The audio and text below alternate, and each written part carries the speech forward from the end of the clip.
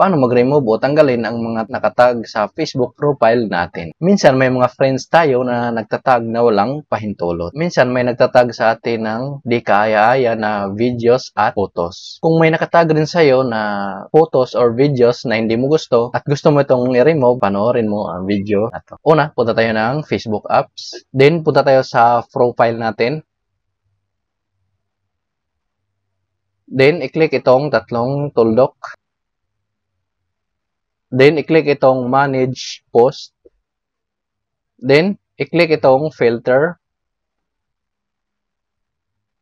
Ayan, so yung tag post, i-on lang natin.